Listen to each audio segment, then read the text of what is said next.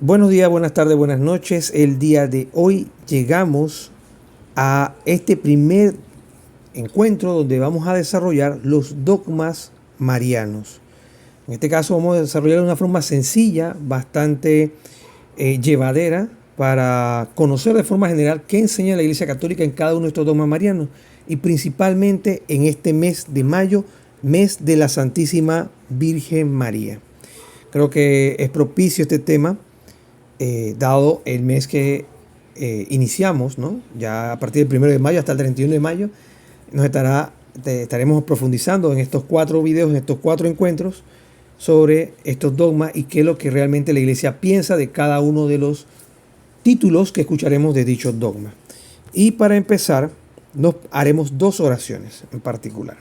Y estas son las 2 oraciones que nos van a acompañar en estos 4 encuentros. Va a ser una oración a la invocación al Espíritu Santo, dado que vamos, como parte de este recorrido, vamos a tener la compañía siempre de la Sagrada Escritura, en este caso la Biblia, con 3 lecturas. Y también vamos a pedirle a la Madre del Cielo en una oración, la cual es una de las oraciones más antiguas que se tienen datadas y documentadas de la Santísima Virgen María. Y pediremos su auxilio en estos 4 encuentros. Aparte de la Sagrada Escritura, también vamos a tener la compañía del Magisterio a través del Catecismo de la Iglesia Católica, lo que ya hemos utilizado como siempre, como esa voz oficial para darnos más contexto con respecto a cada dogma que iremos viendo. Aparte, por primera vez voy a utilizar un libro con ustedes externo al Catecismo y a la Sagrada Escritura. Y es un libro que ya me leí, es un libro cortito, bastante bueno, y me lo leí para tener bases para poder hacer mi investigación con respecto a los temas que trataremos. Y el libro lleva por título Dogmas Marianos, de Fray Clodovis M. Boff. Este es un fraile, ya les digo, les voy a hablar un poquito de él antes de empezar, porque me pareció interesante traerlos acá como parte complementaria a los temas que vamos a estar viendo. Él nació en Brasil en el año de 1944. Se ordenó religioso fraile de la Orden de los Siervos de María. Esa es su orden, donde está él es como fraile. Y actualmente es profesor universitario en teología y autor de numerosos libros teológicos. Entre esos tenemos este pequeño libro que tiene en su autoría Dogmas Marianos. En la parte posterior del libro tiene esta reseña que me parece importante compartir con ustedes. Dice así: Dogmas Marianos. En las palabras del propio autor, este libro se destina principalmente a los agentes pastorales, pero sirve también, tengo la certeza, dice acá la persona que escribió esto en la parte posterior del libro, a los estudiantes o estudiosos de teología y seminaristas, así como catequistas, sacerdotes, religiosos y a todas las personas, sobre todo a los laicos, así como ustedes y como yo.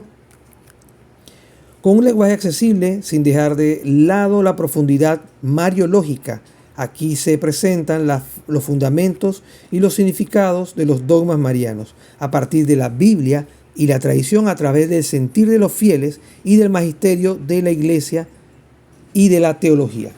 Entonces, este libro, me percaté que yo no era el único que se ponía a hacer o a tratar o presentar temas a través de la Sagrada Escritura, la Sagrada Tradición y el Magisterio. Vemos acá a un sacerdote que es fraile de una orden religiosa mariana, también constituyó, y después cuando leí el libro me di cuenta que era así, lo único que era así la estructura de cómo él constituyó el libro, o sea, a través de la Sagrada Tradición, la Sagrada Escritura y el Magisterio. Lo único que él agrega adicional en este libro de los dogmas marianos es el sentir de los fieles con respecto a cada dogma, que me parece interesante, y eso me aportó una luz un poco diferente con respecto a cada uno de estos dogmas.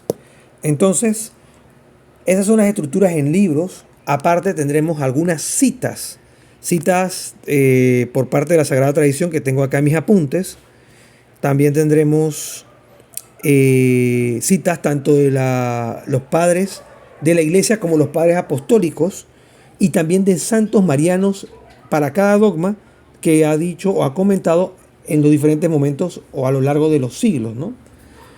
Y un punto interesante que me pareció de valor, y esto lo extraigo, no lo extraigo directamente del libro, pero el libro lo menciona, muy breve, pero lo menciona en cada dogma, es qué opinan otras religiones con respecto a los dogmas que se han declarado. No solo desde la perspectiva católica, sino otras religiones. Entonces me pareció importante agregar este punto, inspirándome en el libro, ¿ok? Entonces, ahí vamos a tratar eso. Y el día de hoy vamos a tratar, antes de empezar, les voy a decir el tema, es sobre el primer dogma, la maternidad divina de María.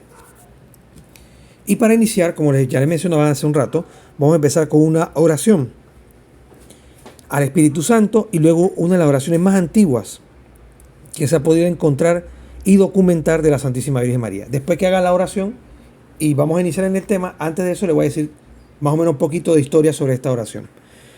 Y para eso nos pondremos entonces en la presencia de la Santísima Trinidad. En el nombre del Padre, del Hijo, del Espíritu Santo. Amén. Ven Espíritu Santo, llena los corazones de tus fieles, enciende en ellos el fuego de tu amor. Envía, Señor, tu Espíritu Santo que renueve la faz de la tierra. Oremos.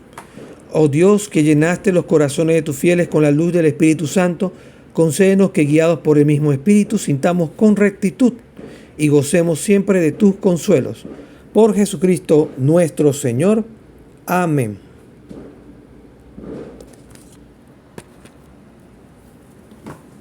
Bajo tu amparo nos acogemos, Santa Madre de Dios. No desprecies las súplicas que te dirigimos en nuestras necesidades. Antes bien, líbranos de todo peligro. Oh Virgen gloriosa y bendita. Amén. En el nombre del Padre, del Hijo, del Espíritu Santo. Amén. Y bien, como ya le había comentado, esta es la oración más antigua que se puede encontrar de la Santísima Virgen María. Esta oración en el griego, bajo tu amparo, se dice sub totum praesidium. Se dice así en griego y originalmente data aproximadamente del siglo III. Hablamos de alrededor del año 250 después de Cristo. Y se encontró en papiros antiguos en Egipto, conocida como papiros de Railans. En el año 470 se encontraron. Está escrita originalmente en griego, esta oración. Esta es la oración donde se pide a la Santísima Virgen María que nos acogemos bajo su amparo. Así que, pues nada, le traigo esa oración y con eso vamos a iniciar estos 4 encuentros, con la invocación al Espíritu Santo y esta oración donde nos acogemos al amparo de la Santísima Virgen María. Bien. En este primer encuentro de este primer sábado hablaremos sobre el dogma de la maternidad de María. Y aquí tengo un pequeño subtítulo que dice: la que dio a luz al Verbo encarnado es verdaderamente Madre de Dios. Esto no se lo había comentado, pero todos los encuentros tendremos la declaración dogmática completa para cada uno de los dogmas, en este caso los dogmas marianos. Y empezamos con la declaración dogmática del mismo, de este dogma de la maternidad divina de María. Esta se dio en el concilio de Éfeso, y este concilio fue en el año 431.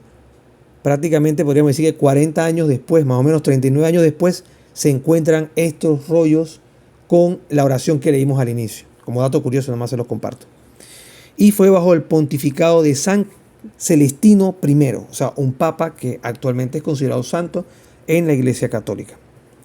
La declaración dogmática dice lo siguiente: si alguno no confiesa que el Emmanuel es Dios en verdad y que por tanto la Santísima Virgen María, Madre de Dios, entre paréntesis dice acá Teotocos, porque dio a luz según la carne al Verbo de Dios hecho carne, sea anatema. Porque no nació primero un hombre ordinario de la Santísima Virgen y luego descendió sobre él el Verbo, sino que el mismo Verbo, habiéndose unido en la carne, desde el seno se dice que nació según la carne. Esta declaración dogmática la podemos encontrar en un libro que contiene el resumen, por decirlo así, o el compendio de toda la historia de los concilios y sus declaraciones, tanto documentos que salen de los mismos, las encíclicas, las cartas y demás, incluso las declaraciones dogmáticas, que se llama el Décinger. En su numeral 252 podemos encontrar esta declaración dogmática. Entonces ya vemos que el pronunciamiento de esta declaración dogmática es clara y contundente, y vemos que también podía estar combatiendo una herejía en ese momento que decía que María era madre de solamente la parte humana de Cristo y no de la parte divina. Bien, para continuar vamos a escuchar y a leer y a compartirles algunos textos bíblicos. Vamos a empezar con el Antiguo Testamento, en este caso con Isaías. Vámonos con el libro de Isaías, capítulo 7, versículo del 14 al 16. Isaías, capítulo 7, versículo del 17, versículo del 14 al 16. El texto dice así: El Señor pues le dará esta señal. La joven está embarazada y da a luz un varón a quien le ponen el nombre de Emmanuel, Dios con nosotros. El niño se alimentará de leche cuajada y miel hasta que sepa rechazar lo malo y elegir lo bueno. Porque antes de que sepa rechazar lo malo y elegir lo bueno, los territorios de los dos reyes que ahora te amenazan serán destruidos.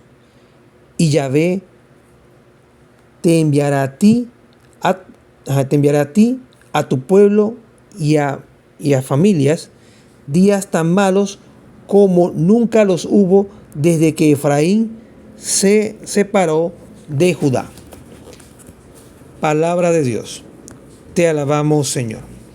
Este texto lo estoy tomando de la traducción de la Biblia latinoamericana, que también la estaremos utilizando en estos 4 encuentros. Será la misma traducción que utilizaremos. Y en este en particular, esta parte del capítulo 7 tiene un subtítulo mucho más adelante de los versículos citados, que se lleva por título la Virgen dará a luz. Ese es el título que tenemos acá. Y aquí, como podemos destacar, se habla de que, obviamente, el Señor les dará una señal. La joven está embarazada y dará a luz un varón, que se llamará Emmanuel, que significa Dios con nosotros. Y este texto de Isaías nos recuerda que esa joven dará a luz a un varón que se llamará Emmanuel, o sea, Dios con nosotros. Y ella, por ende, será su madre. Y ya vemos el vínculo este. También al final se nos habla de algo muy interesante en el versículo 15, que cuando lo leí me resultó curioso y quería compartirlo con ustedes. Y fue que en este versículo 15 se toca el tema de que este niño se estará sujeto a la autoridad de alguien. ¿Pero a qué autoridad estará sujeto? Y ahora ustedes me dirán, pero bueno, él era niño. Sí, el niño estará sujeto hasta que entienda definir bien y el mal. Claro, era el lenguaje propio que se utilizaba en el tiempo de Isaías cuando se narraban estas cosas. Pero aquí quiero destacar que esto es lo que comentaba el Evangelio de Lucas cuando el niño se perdió y fue hallado en el templo. Hablamos de Jesús, que al final de esa parte él dice que el niño se sometió en todo a sus padres. O sea, ¿a quién? A María y a José. Porque él tal vez no tenía, sí tenía que cumplir una misión y tenía que cargarse las cosas de sus padres, pero los preocupó a ellos como su custodio. Y acá en el libro de Isaías se nos recuerda esa parte por medio de esa referencia de lo que dice el versículo 15. El niño se alimentará de leche cuajada y miel hasta que sepa rechazar lo bueno y lo malo. Jesús no necesitaba aprender nada, pero habla de esa autoridad. Y él estará alimentado por sus padres. O sea, sus padres le enseñarán, lo educarán como un niño normal y lo llevarán hasta la adultez, que tal cual es lo que conocemos nosotros como la vida oculta de Cristo, que ocurrió desde esos 12 años hasta los 30 años que inicia su vida pública.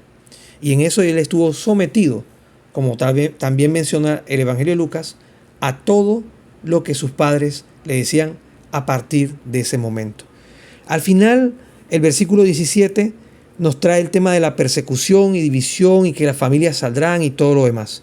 Eso me recuerda a mí en lo personal, como una opinión propia, se los comparto, a cuando ocurrió el tema de los inocentes. Jesús nace, Herodes no sabía qué hacer, así que manda a sacrificar a todos los niños menores de 2 años, primogénitos, y así fue como hizo esa barrida. Y todas estas familias sufrieron ese tema, fueron divididas, y por ende, la familia, la Sagrada Familia, hablamos de Jesús, María y José, tuvieron que salir producto del comunicado que les dio el ángel a San José para que se fueran a Egipto y se refugiaran ahí hasta la muerte de Herodes. Vamos al siguiente texto. Hablamos del Salmo 45. En esta ocasión, depende de la traducción, hablaremos del Salmo 44. Vamos a avanzar hasta acá en la Biblia latinoamericana. Y acá dice para las bodas del rey. El título que lleva este salmo en la Biblia latinoamericana. Vamos a leerlo del versículo 10 al 12. Dice lo siguiente: hijas de reyes son tus muy amadas. Una reina se sienta a tu derecha. Oro de Ofir en sus vestiduras luce. Ahora tu hija, atiéndeme y escucha. Olvida a tu pueblo y a la casa de tu padre, y tu hermosura al rey conquistará. El Señor es tu Señor.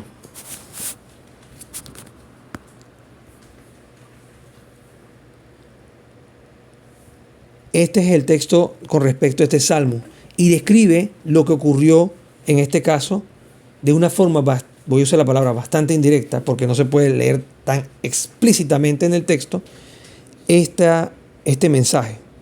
Ella fue elegida, se separa de sus padres, ya había sido comprometida a José, pero fue llamada y fue elegida porque halló gracia a los ojos del Señor. ¿Y cómo lo sé? Por lo que dice el versículo 12. Y tu hermosura al rey conquistará.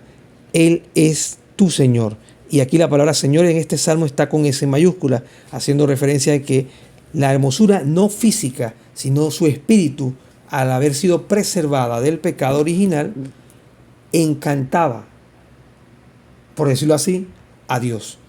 Eso no quiere decir que, entiéndase bien que Dios quedó embelesado por su, ¿cómo que la palabra se me acaba de escapar? Por ser inmaculada, que eso lo veremos más adelante, sino más bien por la parte del texto que menciona acá, que ella, por ser ya hecha así el Señor, conquistaría eso, o sea, sería la elegida. Y si lo combinamos con lo que leíamos del texto de Isaías, entendemos que ella fue elegida desde antes de su nacimiento para tal misión y fue preservada de esta forma del pecado original. No me voy a adelantar, pero eso lo veremos porque también eso es parte de un dogma mariano. Avanzamos ahora al último texto del día de hoy y en este texto vamos a citar el Evangelio de Lucas, capítulo 1, versículo del 41 al 43. Lucas, capítulo 1, versículo del 41 al 43. El texto dice así: al oír Isabel su saludo, el niño dio saltos en su vientre. Isabel se llenó del Espíritu Santo y exclamó en alta voz: bendita tú eres entre las mujeres y bendito el fruto de tu vientre. ¿Cómo he merecido yo que venga a mí la madre de mi Señor? Palabra del Señor. Gloria a ti, Señor Jesús. Este texto es un texto también clave. Como ven, la importancia de María, ella es madre de Dios, se prefigura de forma muy indirecta. Voy a usar la palabra muy indirecta porque no se puede ver a la luz solamente del texto aislado de Isaías, sino iluminado por este texto del Evangelio de Lucas, podemos entender ahora por qué yo les comentaba que se habla que María es madre de Dios. Porque a la hora de ella ir a visitar a su prima Isabel, que tenía ya 6 meses de embarazo, ella recibe el Espíritu Santo y no es, o ella inspirada, voy a decirlo así, porque no es por su propia inteligencia, sino por inspiración del Espíritu Santo, ella dice la siguiente pregunta que encontramos en el versículo 43 del capítulo 1 de Lucas. ¿Cómo he merecido yo que venga a mí la madre de mi Señor? Esto es una pregunta que ella le hace a la Santísima Virgen María, y esta pregunta queda con la palabra Señor una vez más en mayúscula. Entonces, vemos evidencia de por qué María es escogida por Dios. Vemos por qué acá en Lucas se resalta su papel como la madre de mi Señor, o sea, la madre de mi Dios, del Emmanuel, el Dios con nosotros. Y si unimos estos 3 textos y los vinculamos, vemos que ella no es una mujer cualquiera, es el arca de la nueva alianza. Y lo que estaba dentro de esa arca era ni más ni menos que la luz del mundo, Cristo el Señor. Preguntas, comentarios, sugerencias hasta acá. Preguntas, comentarios, sugerencias hasta acá.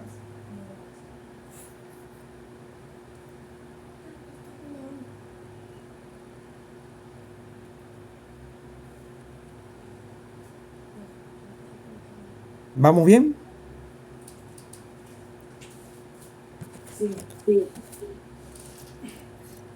Ok, avanzamos.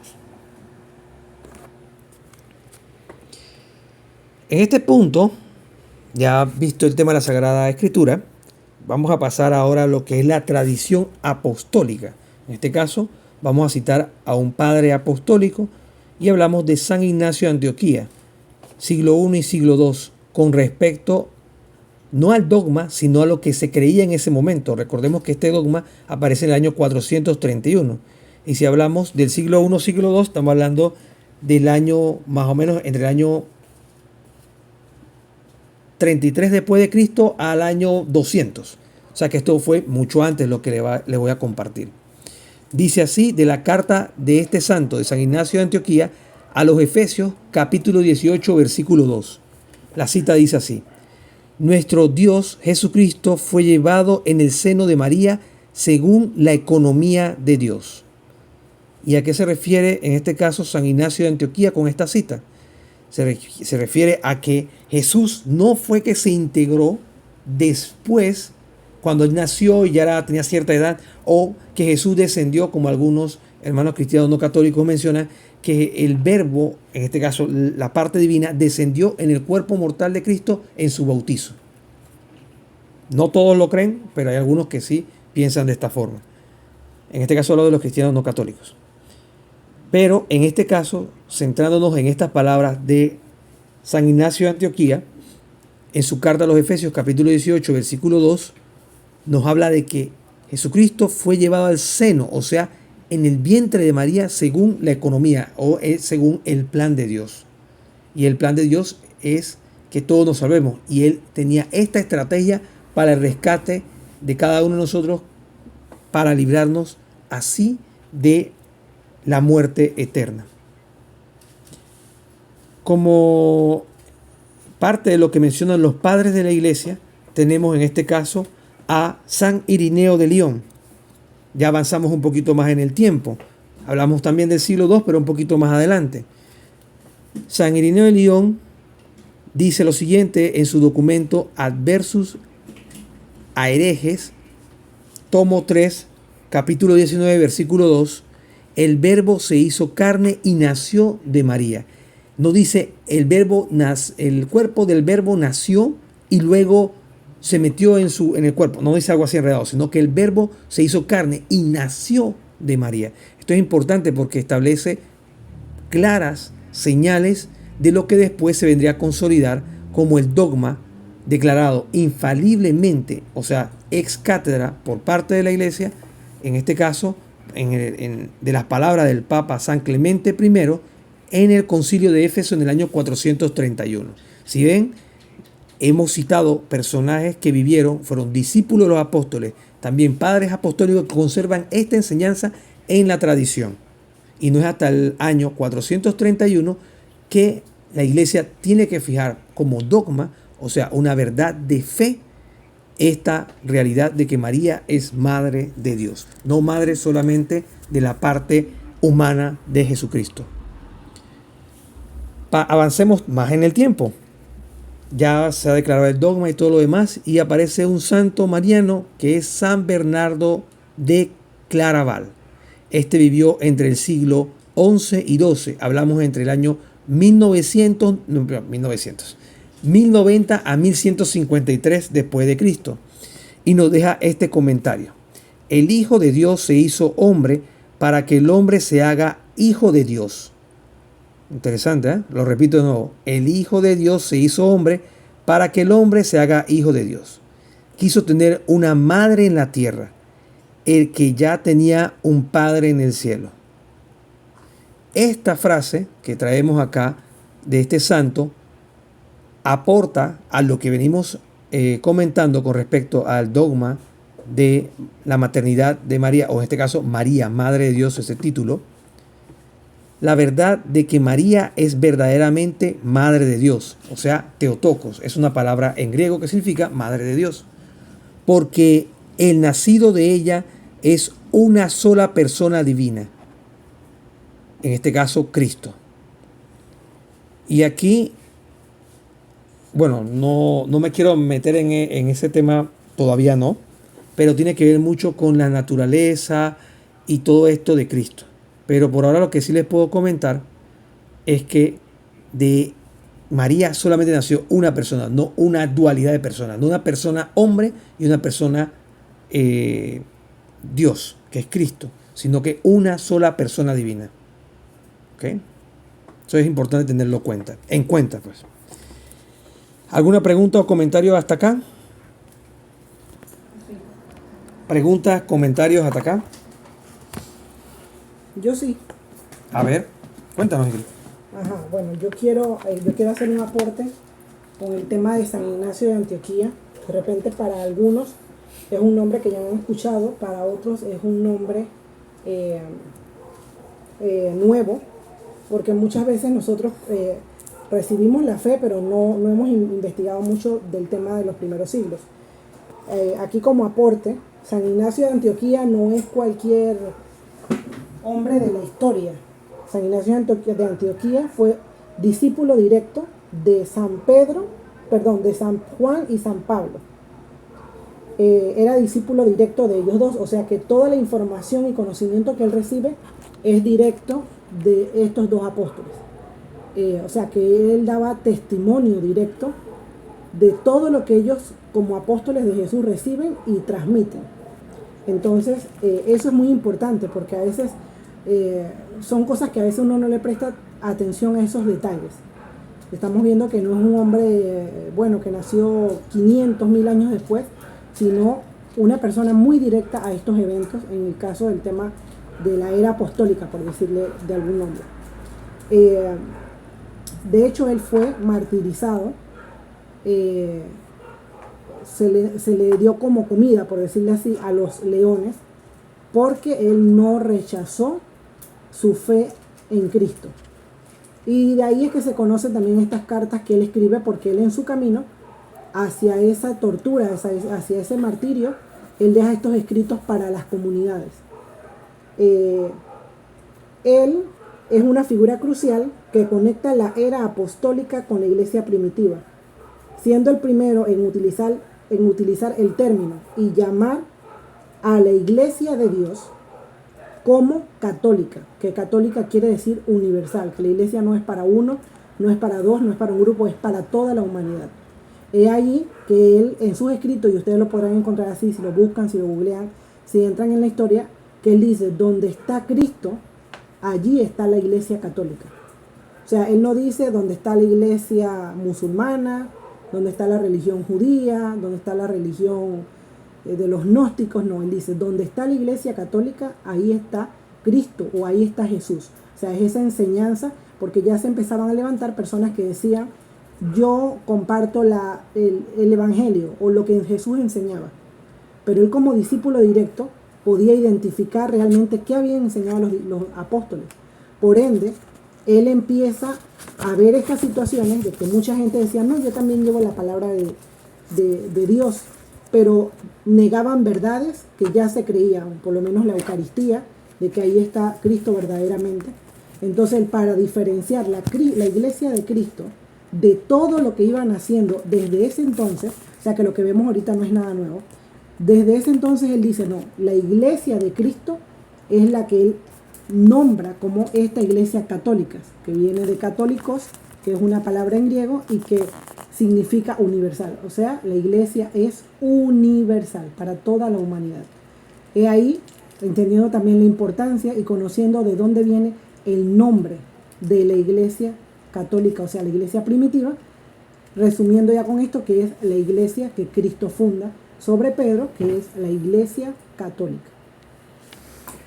¿Alguna otra pregunta o comentario adicional que alguien quiera dar como aporte al tema?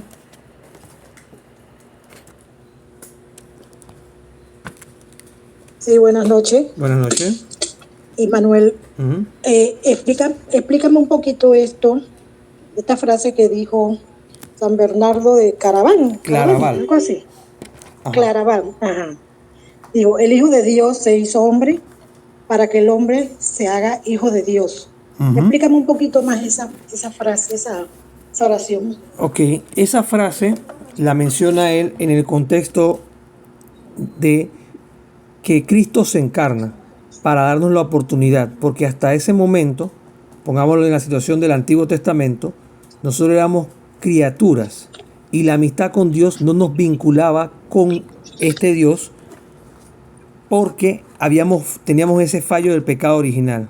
Y Cristo, por medio de su redención, en la muerte en cruz, esto nos permite tener acceso a tener esa reamistad con Dios y por ende, aparte de tener esa amistad con Dios, nos permite también ser hijos de Dios. De ahí viene esa frase que es tan resumida, pero tiene una profundidad teológica tan grande como la menciona este santo, mariano, San Bernardo de Claraval, que dice, el Hijo de Dios se hizo hombre para que el hombre se haga hijo de Dios.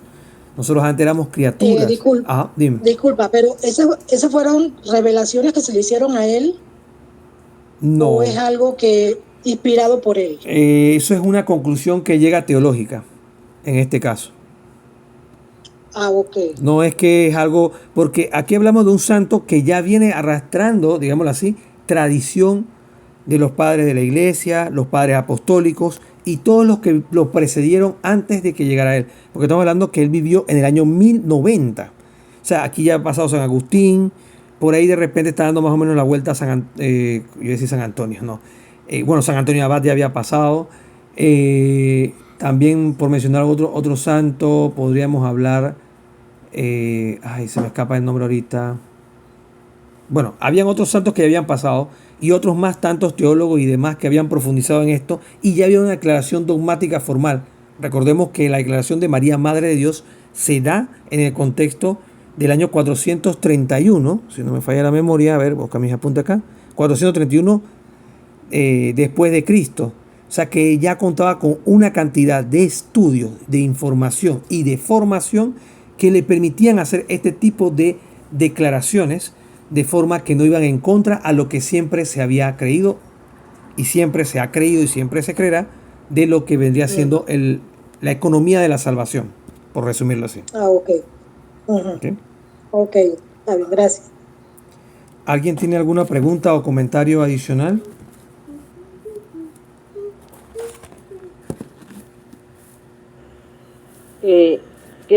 Tengo un comentario. A ver. Bueno, que lo he oído, de repente fue que lo vi, pero eso se me quedó. Uh-huh. Que la Virgen María fue escogida como que fue un milagro hecho a sus padres, o sea, a Ana y a Joaquín. Uh-huh. Que ellos no podían, Ana no podía ser madre, uh-huh. O sea, no podían ser padres y ellos rogaron a Dios ese milagro de ser padre y también leí que ellos, también se les apareció un ángel Ajá. a cada uno anunciándoles que iban a ser padres.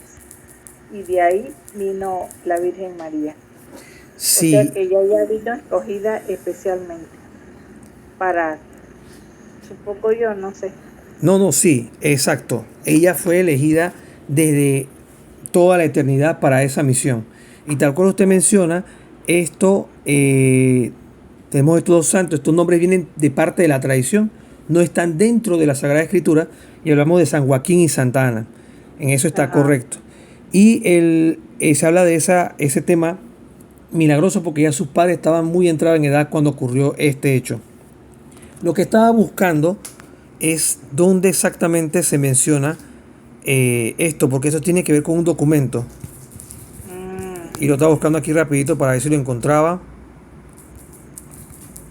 Y me parece que no lo voy a poder encontrar ahorita. Pero sí, la versión que usted cuenta es correcta. Se habla mucho de este tema. Y la iglesia lo considera como parte de la tradición con respecto al tema. Y eso lo crea un punto de partida a un dogma que veremos, que es la Inmaculada Concepción. Sí, es un punto de partida, no es que la parte de peso, porque ella haya sido concebida milagrosamente y sus padres ya eran adultos, no, es un punto de partida, porque hay otros factores que después veremos cuando lleguemos a ese dogma que trataremos con respecto a esa peculiaridad que ya fue preservada para hacer el arca de la nueva alianza. Ok. ¿Alguna otra pregunta o comentario?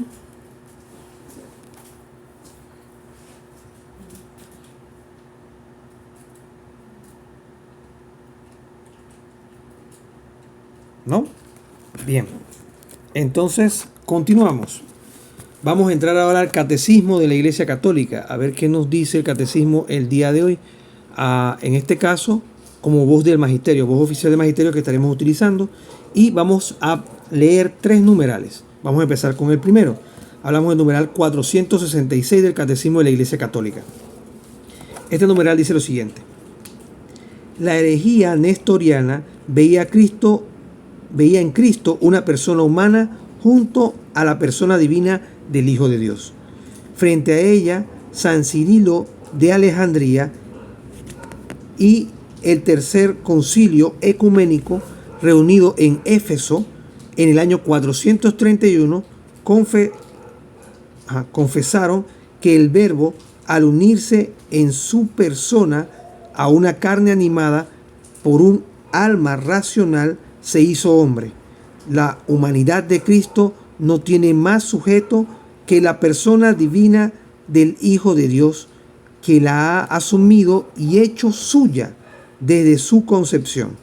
Por eso el Concilio de Éfeso proclamó en el año 431 que María llegó a ser con toda verdad Madre de Dios mediante mediante la concepción humana del Hijo de Dios en su seno. Madre de Dios, no porque el Verbo de Dios haya tomado de ella su naturaleza divina, sino porque es de ella de quien tiene el cuerpo sagrado dotado de un alma racional, unida a la persona del Verbo, de quien se dice que el Verbo nació según la carne. En pocas palabras, ya vamos viendo por qué existe el título María, Madre de Dios. Y este título no existe sino a raíz, en origen, en su núcleo central de la figura de Cristo. Un dato interesante que le voy a comentar: todos los dogmas marianos son cristocéntricos. Entonces ya entramos aquí en esta parte. Si ven, la sustentación del dogma mariano no es porque María es una persona especial o escogida como tal vez podríamos creer, y es cierto en parte, pero la parte medular o el respaldo o su fuente o la parte más, digamos, más integral del dogma realmente es que es un dogma cristocéntrico. ¿Por qué? Porque ella fue el arca de la nueva alianza. Y esa arca, como ella se titula, eso lo vemos en las jaculatorias, ¿no? En las letanías realmente, se dice arca de la nueva alianza, feliz puerta del cielo, sol de la mañana. Hay tantos títulos que se le dan a María, pero me voy a quedar solamente con el tema del arca de la nueva alianza. Y es que ella llevó en su vientre durante 9 meses a el sol que nace de lo alto, que es Cristo nuestro Señor. Y ella no puede ser solamente madre, en este caso, entiéndase, madre de la parte carnal, sino porque Cristo tiene, y eso también lo vamos a ver en algún momento, porque esto tiene mucho, todos los dogmas entre sí se entrelazan, no son dogmas aislados. No es que a alguien se le ocurrió decir algo hoy y mañana dice otra cosa y así, no. Todos van como entrelazándose. Y los dogmas marianos son una respuesta a los dogmas, no una respuesta en el sentido de que contestan, sino una respuesta o responden, mejor dicho, a los dogmas cristológicos. Y eso se le llama en lo que son la parte dogmática, lo que se conoce como unión hipostática. Voy a meter en un término, voy a explicarlo para no dejarlo en el aire. La unión hipostática es la unión que hace la segunda persona de la Santísima Trinidad, la divina, en este caso Jesucristo, nuestro Señor, en el vientre de María al unirse en la carne. Y esa unión se mantiene desde ese instante cuando ella concibe por obra del Espíritu Santo. Entonces, al concebir, eso se da no afuera de ella, se da dentro de ella. Y ahí es donde el título Arca de la Nueva Alianza toma fuerza y toma esta postura que trasciende más allá de lo que uno podría entender, y es un milagro, claro está. Pero para que esta arca fuera digna de llevar al Rey de Reyes y Señor de Señores, que fue igual y es igual en todos nosotros menos en el pecado, esa arca debía ser inmácula. Y ahí vamos viendo, y ese es otro dogma que veremos más adelante, o sea, sin mancha, sin pecado.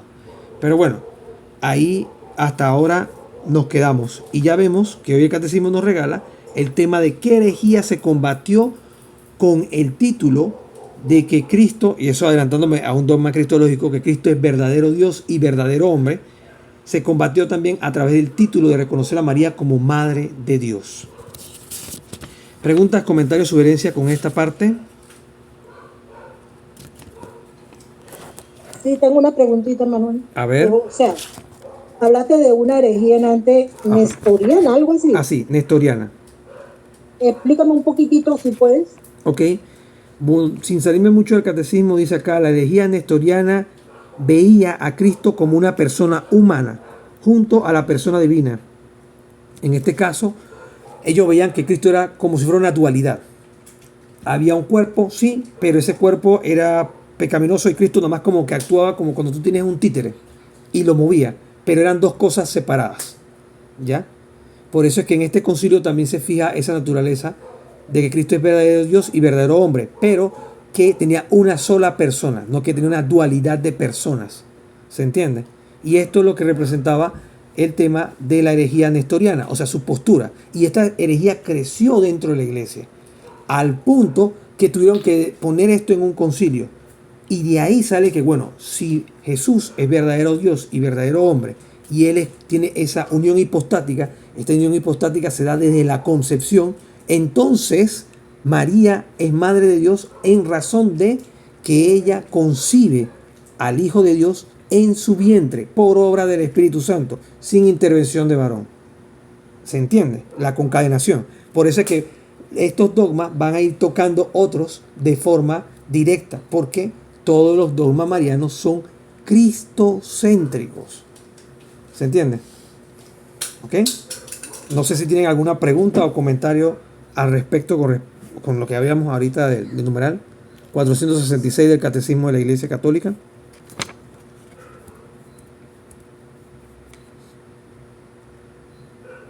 Bueno, yo voy a comentar, estaba esperando por si alguien tenía que preguntar. Aquí quería comentar que también eso, más allá de que las personas en este momento, la iglesia, por medio del magisterio, se pronuncia ante este nombre o título que se le da a María como Madre de Dios, recordemos que ya anteriormente bíblicamente lo vimos, que es cuando Isabel reconoce que María llega y le pregunta, ¿quién soy yo para que la madre de mi Señor me visite? Cuando nosotros nos vamos a los primeros siglos y en tema de traducciones y todo este tipo de cosas, Señor no se le llamaba al Señor que viene y nos vende la chicha o nos vende un duro. No, Señor se le reconocía a Dios. Ese era el título que se le daba a Dios. Era una forma en la que ellos reconocían a Dios, en ese nombre de Señor. Por eso es que aparece este nombre tan particular en ese momento de la historia, por decirlo así, y cómo Isabel reconoce, como lo decía Manuel, no es porque María llegó diciendo, ay, yo aquí vine, ábrame camino porque yo soy la madre del Creador. No, ella no se autollama ni se autodenomina ella misma como la madre de Dios, sino que ahí vemos nuevamente cómo el Espíritu Santo revela estas cosas, en este caso, como vemos a veces en algún texto bíblico que habla que se le revela como a los justos y bueno, algo así. Entonces, en este momento, esa frase sale de ella, no sale de María, sale de Isabel. Reconocer que quién era ella para que fuera la madre de su Señor que la visitara.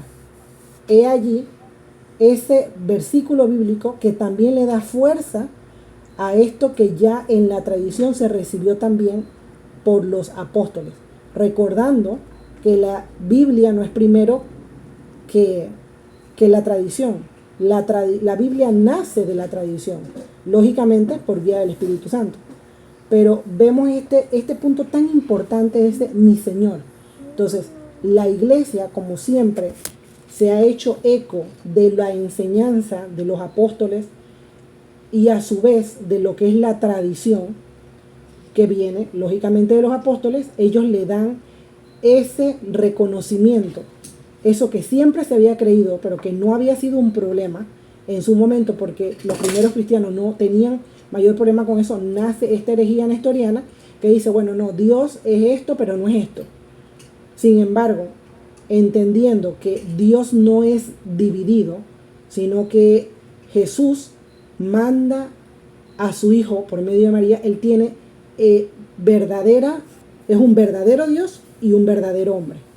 Entonces, viéndolo desde este punto de vista, pues todo se va amarrando, y ahí vemos cómo es que la iglesia no es que inventa un dogma porque no tiene más nada que hacer y se le ocurre, sino que se da a raíz de este tipo de situaciones como herejías que se levantan diciendo algo contrario a lo enseñado por los apóstoles, que son los que reciben esa enseñanza de Jesús.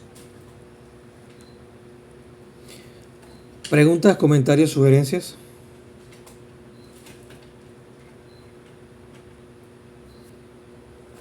¿No? Continuamos. Numeral 495 del Catecismo de la Iglesia Católica. La maternidad divina de María.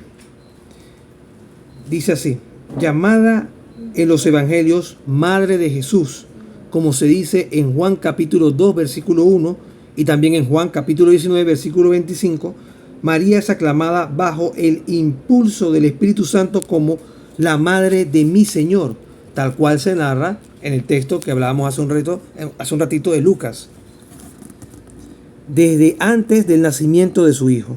Esto lo encontramos específicamente en Lucas capítulo 1 versículo 43.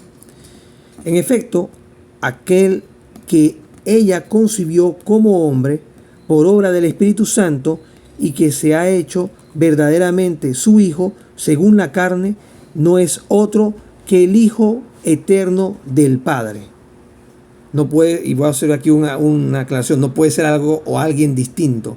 No es que nació Jesús y cuando fue bautizado por Juan el Bautista es que ahí bajó la persona divina. No, eso fue desde el inicio, de su concepción virginal en el seno de María. Continuamos. La segunda persona de la Santísima Trinidad fue la que fue concebida bajo estos términos.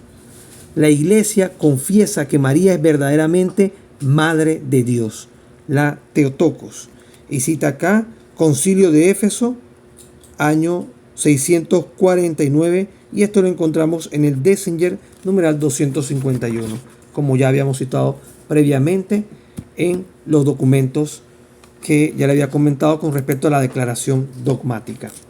Esto viene a reforzar lo que ya le he comentado, que María es declarada Madre de Dios y que así la Iglesia lo ha visto bien y lo ha señalado como que siempre se ha creído. Por último, les comparto el numeral 509 del Catecismo de la Iglesia Católica, que está dentro de un apartado que se llama Resumen dentro del Catecismo. Dice así el 509: María es verdaderamente Madre de Dios porque es la madre del Hijo entero de Dios, hecho hombre, que es Dios mismo. Aquí cierro esta parte de los numerales agregando algo que escuché la vez pasada, en estas tantas cosas que una vez se escucha por internet con respecto al título de María, Madre de Dios. Y les invito a pensar en esto cuando alguien les diga, no, pero es que María no puede ser Madre de Dios, porque entonces María fue la que creó a Dios. Esto es algo muy alejado de la realidad. Y pongámoslo en el ejemplo de los hijos. Uno tiene un hijo, ese es tu hijo, ¿cierto? Pero tú lo engendras, no lo creas. Entonces, entendiendo esta parte, podemos decir María es Madre de Dios porque ella lo engendra, más no lo crea, porque Jesús, siendo verdadero Dios y siendo la segunda persona de la Santísima Trinidad, siendo uno, perteneciendo a la Trinidad como la segunda persona, siendo uno y trino, entiéndame esa parte porque es algo complicado a veces y enredado de explicar. Él no es engendrado, no creado, como tal cual dice el credo niceo constantinopolitano. Cuando decimos creo en Jesucristo, su único Hijo, nuestro Señor, que fue concebido por obra y gracia del Espíritu Santo, nació Santa María Virgen, etc. Hay una parte donde dice que Él es engendrado, no creado, de la misma naturaleza del Padre, por quien todo fue hecho. Eso es al principio, yo me fui casi un poco más adelante. Pero al detalle de lo que voy es eso. Este credo niceo constantinopolitano habla de eso. Cristo es engendrado y por ende nace de María. Y ella es madre en tanto cuando lo engendra a este mundo, a esta realidad.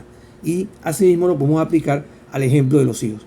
Nosotros traemos a la vida, nosotros, yo soy hombre, no traigo a nadie a la vida, pero entiéndanme lo que quiero decir. Nosotros como humanidad, pues, en este caso las mujeres que tienen ese don que le ha regalado Dios, que es dar y traer vida, engendran a los hijos que dan, pero ellas no lo crean, ellas no infunden un alma en esa criatura, sino que engendran un alma que Dios infunde en su seno. Asimismo ocurrió con María y Jesús cuando es engendrado desde el seno virginal de la Santísima Virgen María. Y de ahí sale este título tan bello de María, Madre de Dios. Preguntas, comentarios, sugerencias hasta acá. Preguntas, comentarios, sugerencias. Disculpa, Manuel, un comentario que acabo de caer en cuenta, de tanto que uno repite el credo, pero cuando dicen engendrado, no creado, ¿no? Cuando después dicen de la misma naturaleza del Padre. Explícame. Sí, Jesús es de la misma naturaleza del Padre, tal cual menciona el credo. Es consustancial con el Padre. Ajá. Dios. Exactamente, claro. O sea, su naturaleza es divina. O sea que Dios pudo haber sido engendrado también. Depende de cómo lo quieras ver, porque... Ajá, dime. No, por eso digo, no sé, uno ha repetido tanto el credo tantos años y ahora me enredé en ese pedacito, pues por eso quiero que me expliques ahí más o menos. Ok, es que depende de la perspectiva. Si hablamos que el que se engendra es la segunda persona de la Santísima Trinidad, entendamos como engendrar es que nace a esta realidad, a este mundo, y nace de la Virgen María. Si lo vemos más adelante, como se trata en los evangelios, cuando Jesús dice, mi Padre y yo somos uno, y el que ha visto al Padre me ha visto a mí, y todas estas cosas, y como enseña la Iglesia después, que ellos son tres personas, pero es un solo Dios, exactamente. Y son, como tú mencionaste ahorita, se me acaba de ir la palabra que dijiste que está en el credo, de la misma naturaleza del Padre, exacto. ¿Por qué? Porque es una naturaleza divina, se le llama esa naturaleza. Entonces ellos son consubstanciales en este caso. Cristo es consubstancial al Padre junto con el Espíritu Santo, porque pertenece a esa Trinidad. Entonces, respondiendo a tu pregunta, que si podría ser, no veo, ojo, y aquí es mi opinión, mi humilde opinión, no veo error en la lógica que creo que estás tratando de utilizar. Pero, si nos vamos a la realidad del hecho, el que se engendra es la segunda persona de la Santísima Trinidad. Hablamos, o es engendrado, perdón, sería Jesús. ¿Se entendió o sonó como un trabalengua? Es que pienso que tu pregunta, no sé, no me corregirás, pienso que tu pregunta va más bien orientada a decir que si Jesús pudo haber sido, si Jesús fue engendrado, ¿también Dios fue engendrado? No necesariamente. O sea, no necesariamente, no necesariamente. Si la respuesta es, si quieres dar una respuesta, no, sería no necesariamente. Porque el que se engendra es la segunda persona de la Santísima Trinidad. El que nace, en este caso, es Jesús, el Hijo de Dios. Que siempre ha existido. Exacto. Es que también recordé, perdón, también recordé una pregunta que te hice hace varias semanas atrás, que me dijiste que después me la contestabas. Ajá. Que oí cuando dijeron, no me acuerdo en qué era, pero algo así como que el padre va a su padre y su padre va a su padre y su padre a su padre, algo así. Ese era el texto de que se leyó en estos días ay, no me acuerdo, sí. Sí, fue un evangelio que se leyó. Eso era suena como un trabalengua, cierto. Pero ahorita no recuerdo ni la cita para poder buscarla directamente, porque eso hay que leerlo con calma. Es que no se lee que como un trabalengua. O sea, tienes que hacer las pausas correctas para entenderlo. Porque no es tan fácil, no es tan fácil de poder verlo así leyéndolo a las buenas a primeras. Dije, bueno, yo entendí esto porque todo esto dice eso. No, eso se lee en partes. Y se va desglosando, se va como desgranando, digámoslo así. Entonces ahí es donde tiene o adquiere su magnitud lo que se lee en ese texto, por lo menos. Entonces, regresando a la pregunta del engendrar, entendamos la diferencia entre engendrar y crear. Cristo, en este caso, no es creado. Cristo no es creado. Y es de la misma naturaleza del Padre. Como es de la misma naturaleza del Padre, como dice el credo de Niceo Constantinopolitano que tú dices, no puede ser creado. Engendrar no significa crear. Engendrar significa traer vida al mundo. Pero nosotros somos, y hay que entender una parte interesante aquí, nosotros somos colaboradores y participamos en el proceso de la creación de vida, hablando de vida humana principalmente, en este proceso de ¿cómo es? Que le mandó a hacer a Adán y Eva, sí, de poblar la tierra. Sí. Hay otras palabras que estaba buscando, pero poblar la tierra resume bien la idea de lo que quiero decir. Entonces, nosotros participamos, somos colaboradores de traer vida al mundo, no creamos la vida. Por eso que hablamos que nosotros engendramos. Entonces, si entendemos la diferencia entre engendrar y crear, Cristo es increado. Por eso que se habla que María es Madre de Dios en tanto cuando lo engendra. Pongo el ejemplo nuevamente del tema de cuando no tiene un hijo. Tú no creas a tu hijo. Tú no, es más, ni siquiera puedes elegir qué hijo quieres tener. Porque tu hijo tiene un alma propia que Dios infunde en el momento de la concepción. En ese momento, ahí ya tú eres madre, aunque no lo quieras reconocer, eres madre desde el momento de la concepción, de esa vida que viene. Pero tú no sabes ni cómo va a ser, ni cuál va a ser su actitud cuando crezca, ni cómo va a ser cuando niño, no sabes nada. Porque tú no eres el que le da la infusión de la vida o le pone el alma. En este caso, Cristo voluntariamente se infunde en el vientre virgen de la Santísima Virgen María, y por eso es que nace en este caso, y por eso es que también María recibe el título de Madre de Dios, en tanto cuanto ella engendra a Cristo, no porque lo crea, ni tampoco porque ella lo inventa, como a veces muchos hermanos cristianos no católicos tratan de hacer ver. ¿Preguntas, comentarios, sugerencias? ¿Tú traiste el texto ese que dice negra? ¿Lo tienes ahí? ¿Sí lo tienes? Sí, creo. Préstamelo acá, papá. ¿Ese fue el jueves? No sé. Eso fue hace como 2 o 3 semanas. Sí. Ese tiene... Más todavía, más más tiempo todavía. Eso fue como en Cuaresma, imagínate, antes que acabara la Cuaresma. Sí, Por eso, allá. eso fue por allá, sí, me acuerdo, que ella me preguntó. Y yo dije, después te respondo. Y como yo me enredo, Es que yo pensé que lo había anotado. sí, por lo menos la fecha si lo hubiesen anotado no sirve. Pero sí, ese texto tiene un Pero era el trabalengua. Evangelio. Sí, es el Evangelio. Pero a buscar eso, porque eso está Sí, como es al el principio o a la Evangelio. mitad. No, está como al final o a la mitad del texto. Por ahí. Pero bueno, regresando acá al tema del... Porque en realidad esa pregunta que acabas de mencionar aporta al tema de entender un poquito más la naturaleza de Cristo, ¿no? Pero no concadena a la naturaleza del título de María Madre de Dios, pero ya como un poco más distante, digámoslo así, a el título, ¿no? De María Madre de Dios. Pero sí aporta algo de valor a el tema que estamos tratando el día de hoy. No sé si alguien tiene alguna otra pregunta o comentario.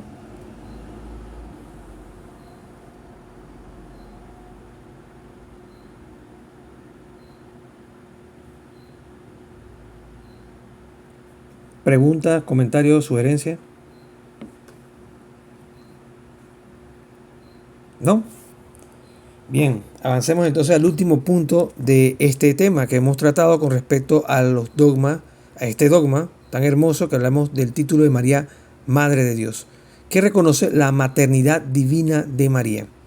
Y no es porque ella sea divina, sino porque en ella estuvo en su vientre nuestro Señor Jesucristo, que es el dador de vida y de la misma naturaleza del Padre, por quien todo fue hecho, como dice el credo niceo-constantinopolitano. Como último punto, trataremos, o bueno, penúltimo realmente, porque faltaría uno más, que ahí se los comento ahorita. El penúltimo punto tiene que ver con otras religiones. ¿Qué creen otras religiones o qué apreciación tienen con respecto a este título de María, Madre de Dios? Y vamos a empezar con la Iglesia Católica Ortodoxa o los ortodoxos orientales. Estos están en plena coincidencia porque ellos estaban en plena comunión con la Iglesia Católica de rito romano, a la cual nosotros estamos vinculados, que es la que tiene al sumo pontífice, sucesor de Pedro, como cabeza visible de la Iglesia. Ellos en ese momento todavía mantenían relaciones con nosotros, así que estaban apegados a este dogma y aún así hoy todavía lo respaldan, el título María Madre de Dios. Dice acá, esto lo toman ellos también de la fuente del Concilio de Éfeso y lo reciben de esa forma. Una cita con respecto a ello dice: si alguno no confiesa que el Emmanuel es verdadero Dios y que por eso la Santísima Virgen es Madre de Dios, Teotocos, sea anatema. Ellos reconocen esto tal cual. Acta del Concilio de Éfeso, año 431. Esta fórmula es aceptada íntegramente y sin mezcla de error por parte de la Iglesia Ortodoxa Oriental. Ahora, hablemos de los reformadores. Y ojo, reformadores y yo me atrevo a poner el título con R minúscula, conocido también como los protestantes o las iglesias protestantes originarias. Tienen una coincidencia y hasta cierto punto mantienen o preservan este título de María Madre de Dios. Voy a empezar con algunas. Hablamos de los luteranos en primer lugar, en este caso fundada por Martín Lutero en el siglo XVI. Esto lo extraigo de una fuente del sermón sobre Juan 14 del año 1529 por parte de Martín Lutero, donde se cita: ella es verdaderamente la Madre de Dios porque el niño que ella dio a luz es Dios mismo. Y aquí vemos cómo los protestantes originarios, los primeros, los del origen, en este caso de Martín Lutero, que fue el que impulsó la reforma protestante, todavía tenían eso dentro de su mente y dentro de su espiritualidad, digámoslo así, reconocer que ella es verdaderamente la Madre de Dios porque el niño que ella dio a luz es Dios mismo.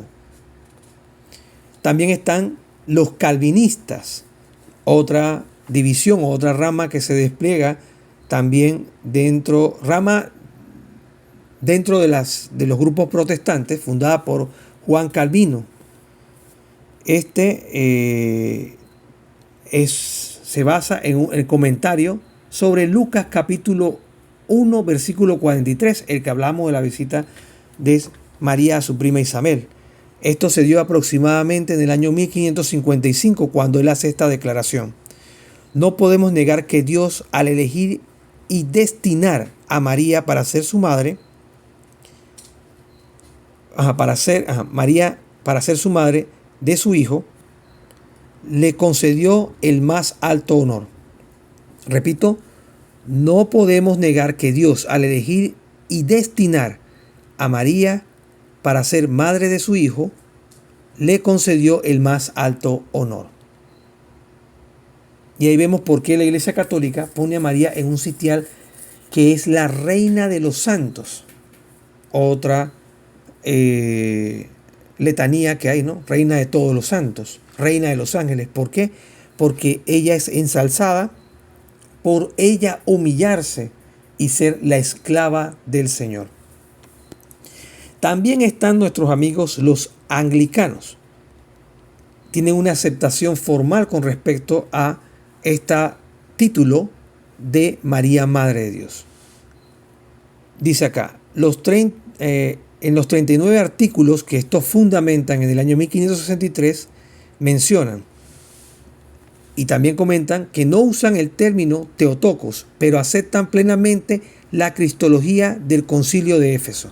O sea, todo, que Cristo es verdadero Dios, verdadero hombre, que lo que les comentaba de la unión hipostática, todo esto lo aceptan, pero no aceptan el título María, Madre de Dios, como tal. Pero aceptan todo su conjunto. Saben que Dios nació de María, pero no la reconocen bajo el título. ¿Se entiende? Es como que no puedo aceptar el título, pero sí acepto que Dios nació de la Virgen María. ¿Se entiende? Sí, pero de hecho cuando tú escuchas de repente algún sermón anglicano, que dicho sea de paso, la iglesia anglicana tiene presencia en Panamá, tiene una. Esta es de las primeras iglesias, por decir así, lo que llamamos como hoy las primeras, serían como las primeras iglesias evangélicas. Que si se dan cuenta, lo que creen es muy diferente a lo que hay en la actualidad. Totalmente lejano de lo que hoy se vive en las diferentes religiones que existen. Pero, si no me equivoco, en un sermón anglicano, que escuché de un sacerdote anglicano, porque creo que ellos también le llaman sacerdote a los, no son pastores, sino sacerdotes, ellos reconocen a María con un papel muy especial y fundamental. Es lo que tú dices, como quien dice, yo digo que la Pepsi sabe a Coca-Cola, pero es Pepsi, qué sé yo. O sea, como algo que tu corazón reconoce, pero tú no lo quieres reconocer con esa frase. Exacto. Reconoces todo lo que hemos hablado, pero no quiero usar el título María, Madre de Dios. Dato interesante que les comparto. Esto es una cita confirmado, esto lo que estamos comentando de los anglicanos, confirmado también en el diálogo católico-anglicano que se dio en el año 1971.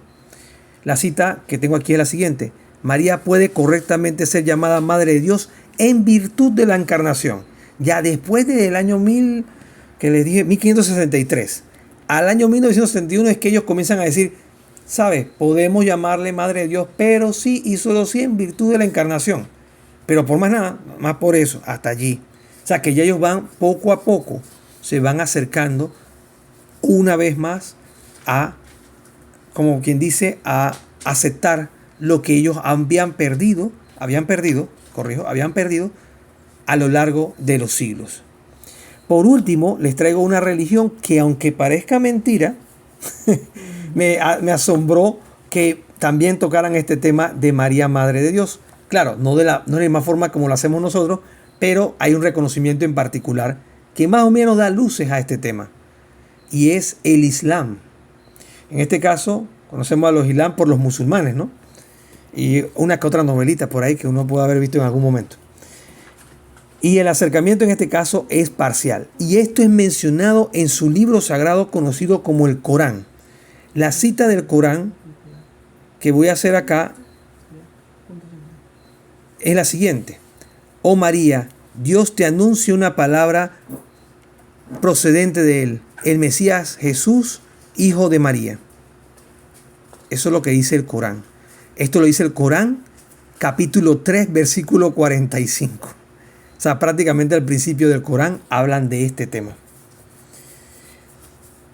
En el Islam afirma que Jesús nace de María. Le da el título único hijo, Jesús, hijo de María. Desde el Corán ya ellos tienen ese título. Pero niega que sea Dios. Para ellos Jesús, y eso lo conozco de buena fuente porque tengo un conocido musulmán, Jesús para ellos es como un super profeta, que incluso rebasa en creces al propio profeta que les dio su libro sagrado del Corán, que es Mahoma.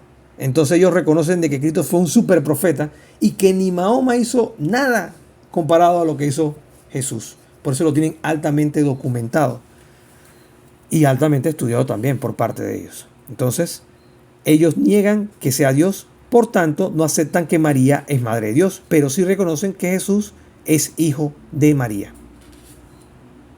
Preguntas, comentarios, sugerencias hasta acá. ¿Alguien había escuchado estos puntos de lo último que hemos tratado hasta ahora? ¿O algún término en particular que hayan escuchado?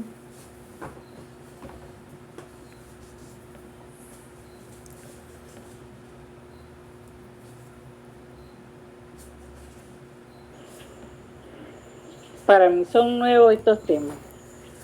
No los había oído antes. Interesante. Ok. Sí, esto que hemos tratado hoy no es todo lo que dice la iglesia con respecto a esto. Porque recuerden, si esto va a un concilio y se declara de forma dogmática, no hay 2, 3 personas que están estudiando esto en secreto. Es toda la iglesia en pleno. Incluso hay gente que se le mandan cartas que no pudieron llegar a esos lugares para que revisen y cotejen y den certificación de que lo que se vaya a declarar se crea también en esos lugares. Entonces, estas declaraciones dogmáticas requieren mucho tiempo y surgen de una necesidad que ya venía sonando dentro de la iglesia ya 5, 6, 7 años, y vuelvo y repito, es para evitar riesgo de división, porque lo que busca el dogma es preservar la unidad de la fe.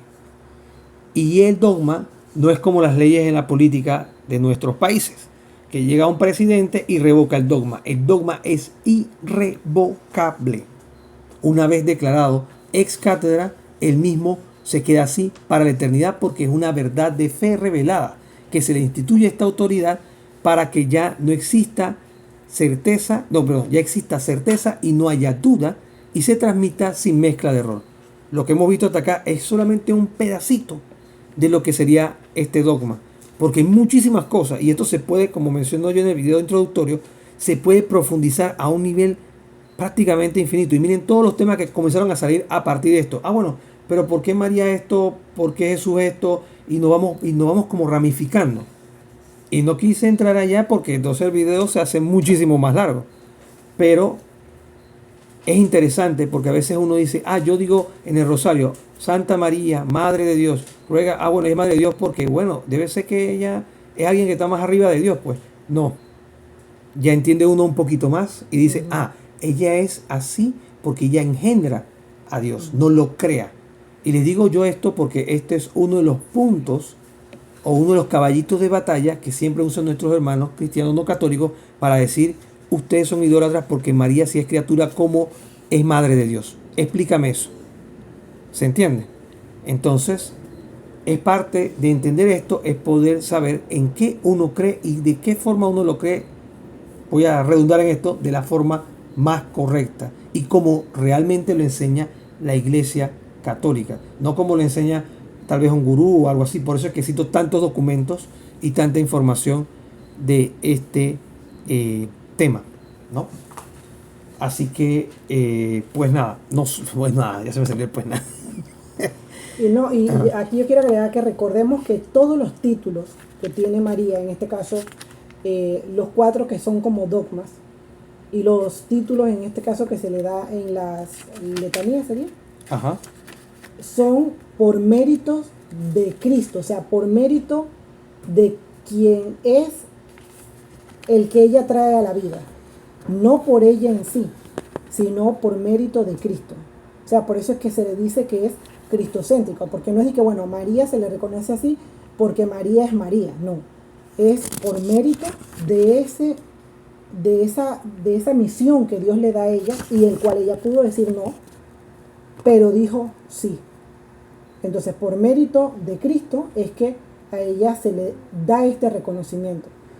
Y uno podría verlo también de muchas otras maneras. Y es bien increíble cuando uno va entendiendo y profundizando en la fe de la iglesia, porque nos permite no solamente repetir algo que se nos ha enseñado siempre, sino entender el porqué de algo. Porque a veces se ataca una fe que muchas veces la gente desconoce. Ah, ustedes son idólatras, ustedes creen que Dios es María, ¿cómo le van a pedir? Por lo menos este ejemplo que tienen muy común, es como si yo estoy enferma y voy al doctor y le digo al doctor, bueno, no importa, como usted no está, que me atienda su mamá. O sea, lo ven de una manera muy triste y muy alejada de lo que lo ven hasta los primeros cristianos no católicos, que siguen guardando ese respeto a María, no tienen temor de mencionar a María, y no es lo que vemos en las comunidades que vemos cercanas hoy en día a nosotros. Tienen temor de mencionar a María, no les gusta reconocer a María, dicen, no es que María es cualquiera, o dicen, no, María no es nada especial, o María no es Dios. Nosotros sabemos que María no es Dios. Y así tantas cosas negativas que se dicen de María, y mencionan dentro de la Biblia a Esther, a Magdalena, a Ruth, a cualquiera, que si bien es cierto no se les desmerita, porque tuvieron un papel importante en esta vida cristiana, o en la Biblia se le reconoce, pero que no tuvieron el papel que Dios le dio a María, que fue engendrar a Jesús, porque ninguna de ellas engendró a Jesús, ninguna de nosotros engendró a Jesús, solamente fue una mujer elegida. Aparte de eso, yo siempre lo veo así, si lo vemos a la humanidad de nosotros, para nosotros, la mayoría de las personas, nuestro amor más grande es nuestra mamá. Si nosotros queremos lo mejor para nuestra mamá, ni en la Biblia ni en la tradición se habla de que María fue rebelde, fue prepotente, se sentía la mamá de Tarzán. No, siempre era hagan lo que Él les diga, en esa humildad, en ese silencio, que nos hace pensar que si Jesús como hijo la amó y Dios la eligió, la van a tener como, no, mira, tú nos serviste como si Dios utilizara a las personas, como si fuéramos objetos. Y bueno, no, tú cumpliste el mandato que se te dio, pero tú ya no pintas nada aquí, tú haz la misma fila que todo el mundo. O sea, si nosotros quisiéramos lo mejor para nuestra mamá, que nuestra mamá, nosotros no somos Dios, ¿cuánto no más Jesús, como la segunda persona de la Santísima Trinidad, y Dios que la eligió para elegirla, para estar en presencia de ellos, por mérito de su obediencia, por mérito de quien trajo ella al mundo, por méritos que no son propios de ella, sino cristocéntricos.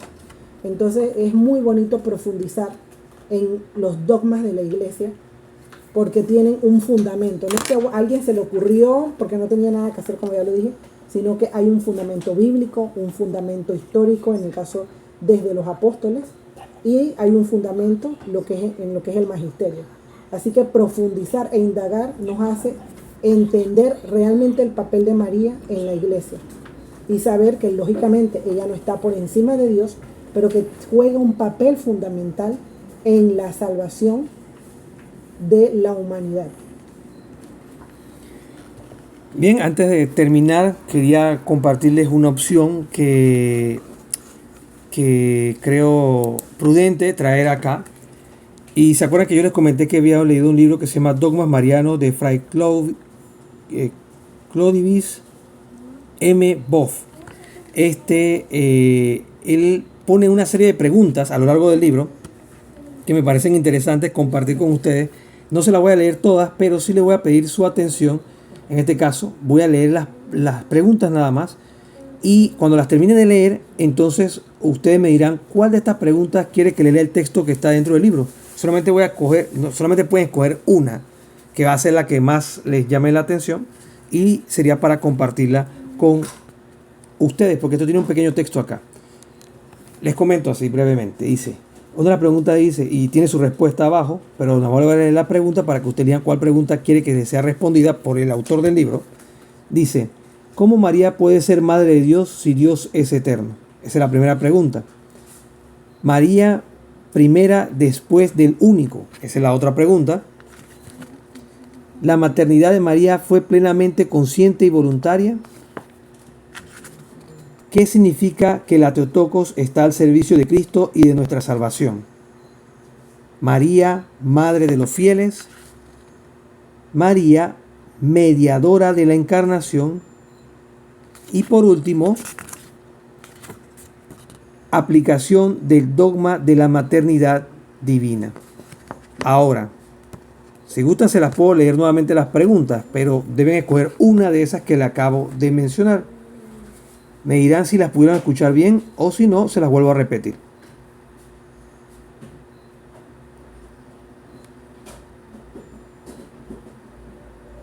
Por favor. Voy a repetirlas de nuevo. Ok. Dice así la primera pregunta. ¿Cómo María puede ser madre de Dios si Dios es eterno? La siguiente. María primera después del único. La siguiente pregunta dice, ¿la maternidad de María fue plenamente consciente y voluntaria? La otra pregunta dice, ¿qué significa que la Theotokos esté al servicio de Cristo y de nuestra salvación? Otra pregunta, ¿María, madre de los fieles? Otra pregunta, ¿María, mediadora de la encarnación? Y por último, aplicación del dogma de la maternidad divina. Aplicaciones, perdón, del dogma de la maternidad de María.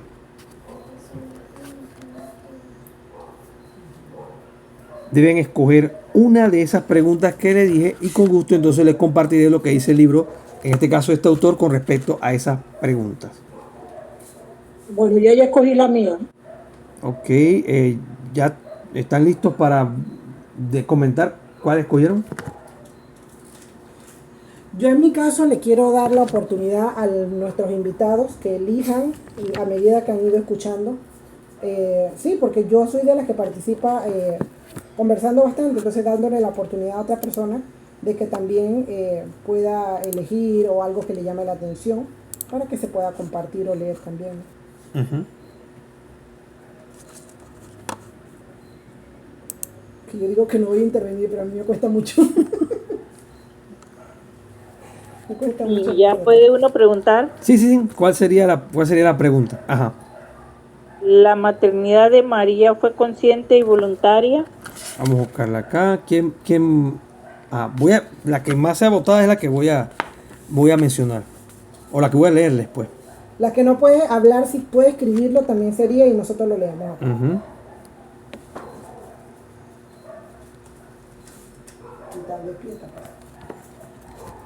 ¿Todos están de acuerdo? ¿La mía?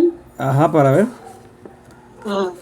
¿Qué significa que la Theotokos está al servicio de Cristo y de nuestra salvación? Ajá, son dos distintas. Necesito un desempate. ¿Quién desempatará?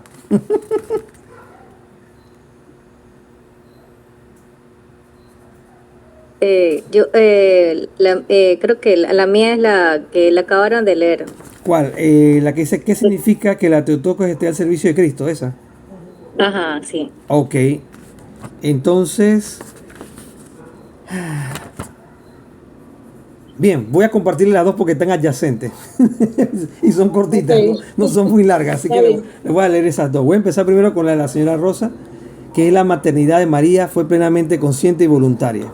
Dice el autor de este libro de los dogmas marianos. Es un librito pequeño.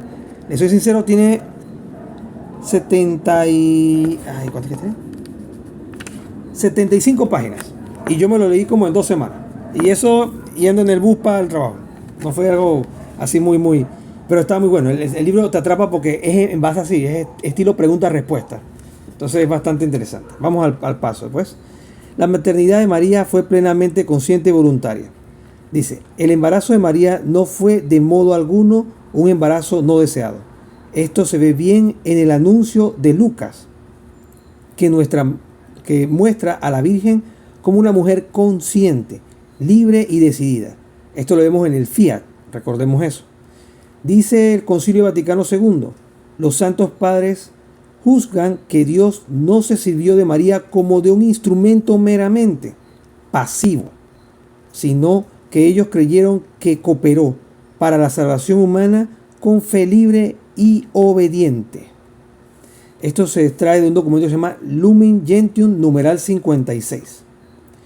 Jesús mismo enseña que madre, entre comillas, para él era quien escucha su palabra y la pone en práctica, como lo menciona en Lucas capítulo 8, versículo 21, y también es mencionado luego en ese mismo texto, en Lucas 11, 27, 28. A sus ojos, en este caso, era lo que más contaba. ¿En los ojos de quién? De Cristo. Ahora María fue madre también y sobre todo por su fe, o sea, por creer en lo que el ángel le había dicho. Por eso los santos padres latinos, o sea, en este caso hablamos de los padres ya de la iglesia en Roma, cuando ya se había dado permiso de que la iglesia pudiera evangelizar y todo esto sin persecución por parte del edicto que firmó Constantino y todo esto, por eso hablan de los padres latinos, como San Agustín y San León Magno, enfatizan que María concibió antes en la mente y después en el vientre. ¿Se entiende esto? Y esto es bien profundo. Ella concibió antes en la mente y después en el vientre. ¿Por qué concibió antes en la mente? Porque ella dijo sí. Hágase en mí según tu palabra. Y ahí está la concepción mental. Y luego en el vientre.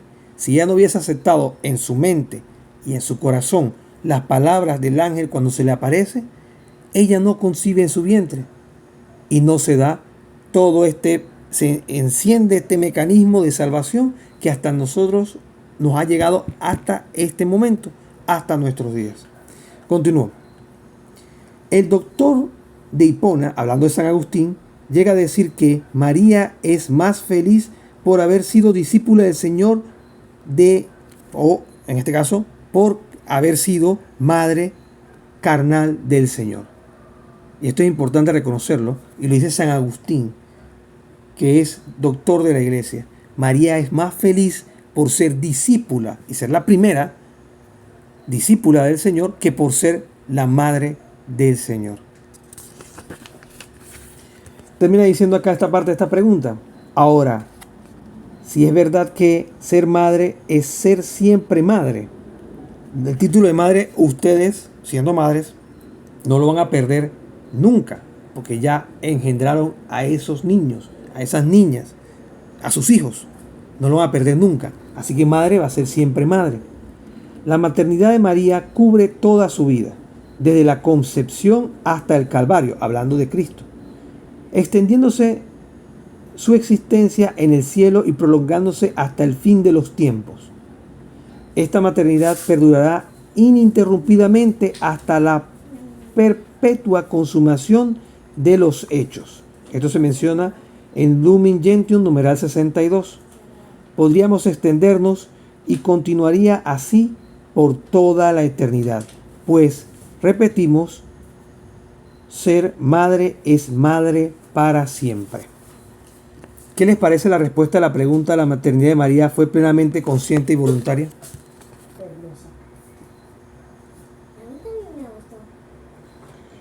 Muy buena, clara y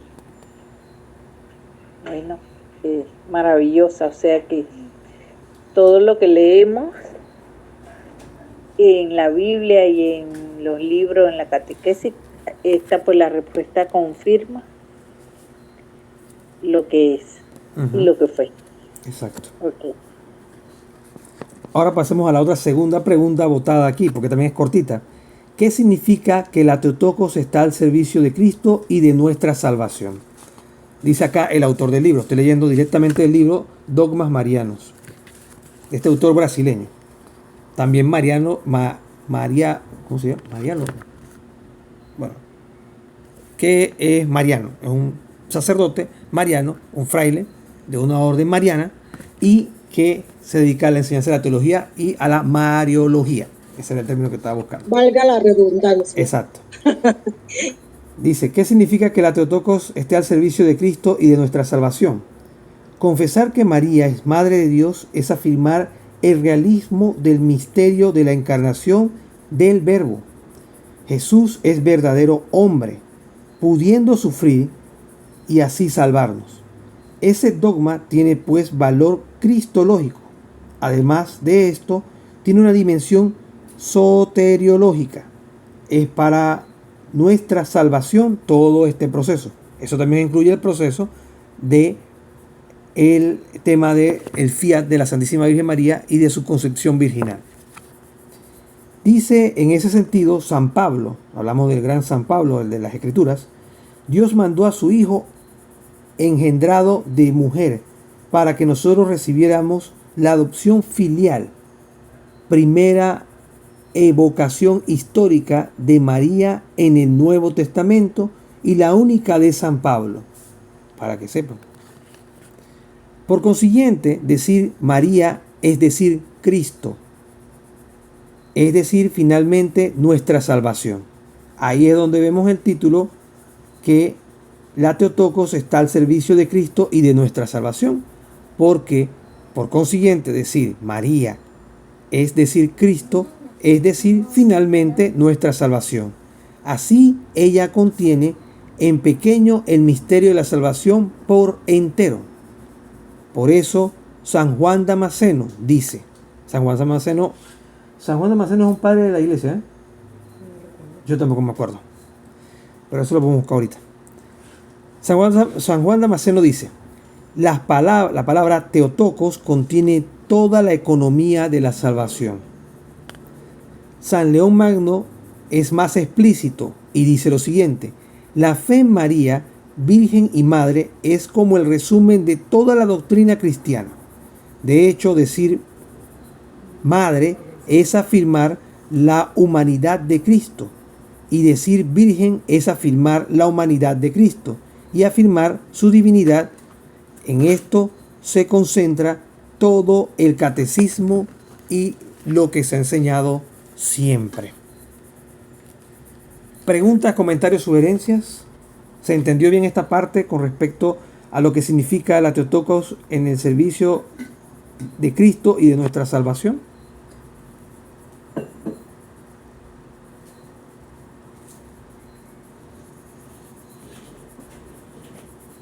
Ok. Lo único que puedo decir que al estar nuestra madre al servicio de Cristo, ella nos lleva, ¿cómo te digo? Ella nos lleva o sea, nuestras oraciones, al decírselas a ella, ella llevárselas a Dios. Eso es lo que quiere decir más o menos estar al servicio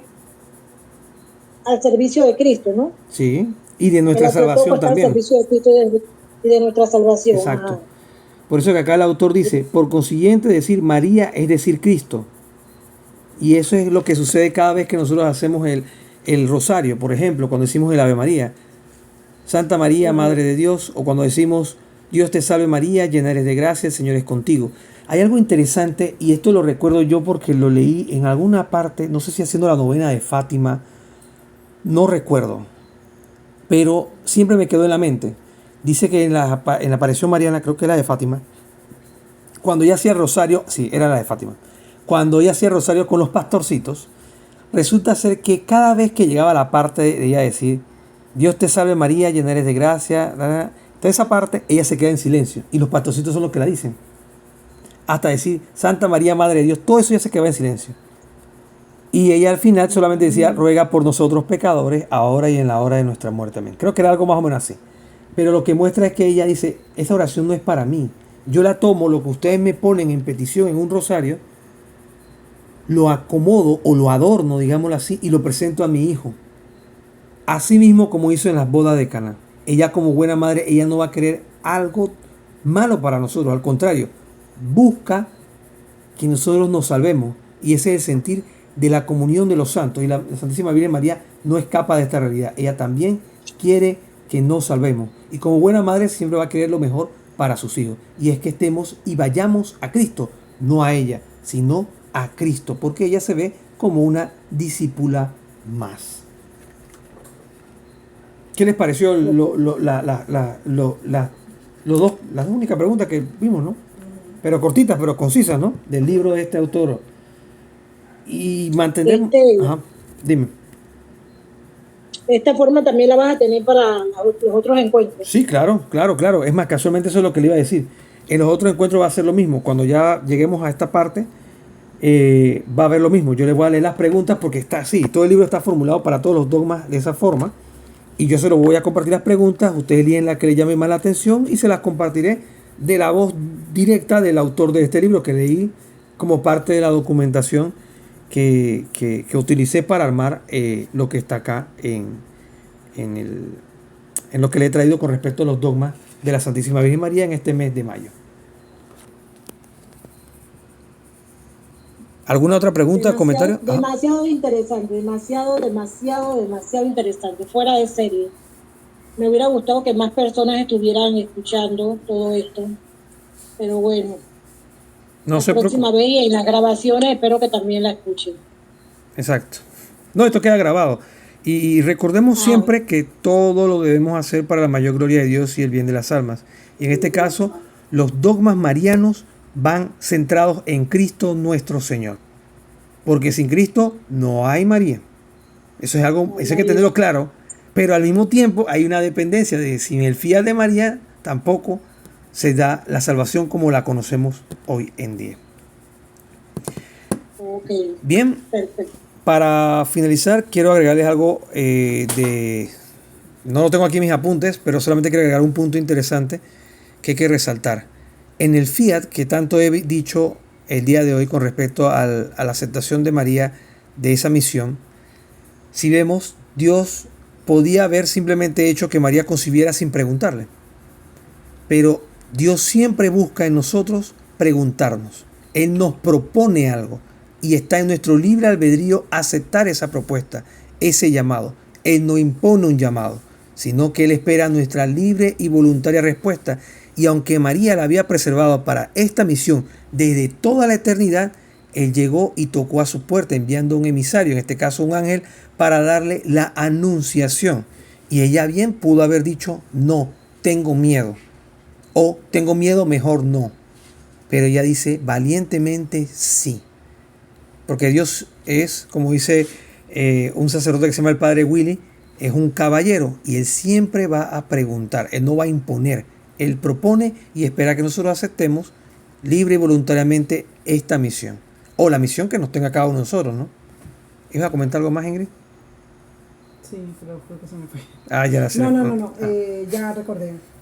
Cuando se habla de que los dogmas de la iglesia son vinculantes para nuestra salvación, ¿a qué realmente se refiere esa frase? Que son vinculantes. O sea que es algo que se debe creer y que debemos creer de esa forma porque de eso depende nuestra salvación. De eso es un vínculo. Es lo mismo que creer que la iglesia es una santa, católica y apostólica. A veces uno se toma muy a la ligera en el credo decir que la iglesia es una santa, católica, apostólica. De eso hay un dogma. Y ese dogma es vinculante. O sea, yo debo creer como cristiano, católico, esto, de esa forma. Porque si lo rechazo, yo estoy rechazando una verdad que se me ha enseñado. Y esa verdad es una verdad divina, no de naturaleza humana. Que este es un medio de salvación. Como decir que María es Madre de Dios, es una verdad divina, no una verdad humana. Por los hechos que ya hemos expuesto aquí. Y por ende, creer que ella es Madre de Dios y aceptarlo de esa forma es vinculante para nuestra salvación, porque si no fuese así y ella no es Madre de Dios, entonces destruye la figura de Cristo, porque va echando hacia atrás. Y obviamente entonces Cristo es que una persona, dos personas en una. Sí, es como si al negar eso, negáramos verdades. Exacto, todo esto va concadenado. Vuelvo a repetir. Como que terminas desfragmentando algo. Exactamente. Y al desfragmentarlo o irlo partiendo, ya comienza a perder sentido de lo que es y lo que siempre se ha creído y lo que viene enseñado por parte de los apóstoles hasta nuestro día. Por eso es vinculante, o sea, saber y reconocer estos títulos. María, Madre de Dios, la Inmaculada Concepción, la Asunción de María, la Virginidad Perpetua de María. No me acuerdo muy bien ahorita los títulos de los dogmas que vamos a ver. Son vinculantes por no la razón de María, sino por la razón de quién está detrás de esto, de Cristo. Por los méritos de Cristo. Exactamente, por los méritos de Cristo. No es porque María, sí, es una mujer especial, es una criatura excepcional, Dios la preservó, todo esto está bien, pero ella no brilla con luz propia. Ella es como la luna. Cristo es el sol, ella es la luna, ella refleja la luz de Cristo. Y su dependencia para que ella brille en nuestra realidad es la propia luz de Cristo que se refleja en ella. Por eso es que las imágenes, por ejemplo, esta que tenemos acá en pantalla, tiene un sol detrás. Y ese sol representa, no es que ella brille porque ella es brillosa y glamorosa, sino que representa al sol que nace de lo alto, que es Cristo. ¿Ok? Entonces todos los dogmas siempre van a conducir a Cristo. Y uno de los dogmas, por lo menos ese que les comenté ahorita, de que la iglesia es una santa, católica y apostólica, es una porque ese es el deseo de Cristo, que todos seamos uno. Es apostólica porque está fundada en los apóstoles, que a su vez fueron elegidos ¿por quién? Por Cristo. Es santa porque su fundador es santo. Es una santa católica, católica universal, porque Cristo mandó a predicar el evangelio a todas las naciones. Y ya con este desglose que le di, ya pueden entender un poquito más porque esto es un dogma y está fijado como dogma y es una verdad de fe que debemos creer. Que la iglesia es una, santa, católica y apostólica. Y todo redunda en Cristo. ¿Ves? Entonces, para que no le echen cuento de decir, no, pero es que tú crees que tu iglesia es santa porque ustedes son una bola de pecadores y... No. Si pecadores sí, no se nos quita nada, nadie nos los quita. Del Papa para abajo. Pero la diferencia es que nuestro fundador es santo. Y por ende, la iglesia en su colectivo es santa. Por sus miembros, no. Olvídate. Aquí hay pecadores de toda clase y hay gente que hace muchas cosas feas, malas, horribles, espantosas. Pero como individuos.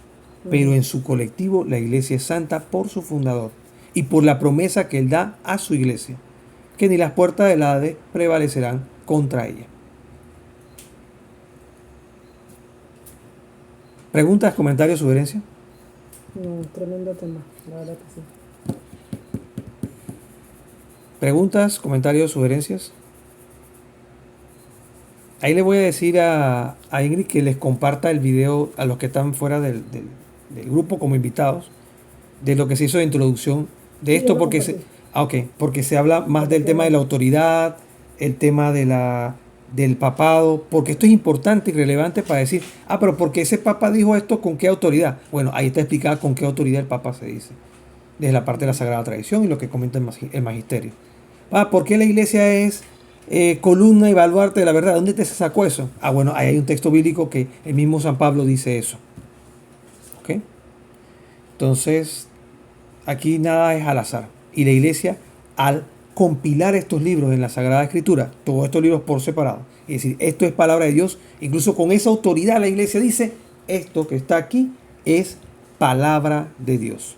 Así que, pues nada, creo que con eso terminamos, dejo mi muletilla de nada y le cierro con este siguiente dato curioso. La dimensión cristológica y ya creo que he hablado mucho de ese tema, pero voy a darle, porque este es mi último punto, dimensión cristológica de este dogma, el dogma de María, Madre de Dios. Dice, este dogma protege la verdad central. Jesucristo es una sola persona divina. María no es madre de una naturaleza, sino de una persona, el Hijo Eterno. Sin este dogma, Cristo quedaría dividido.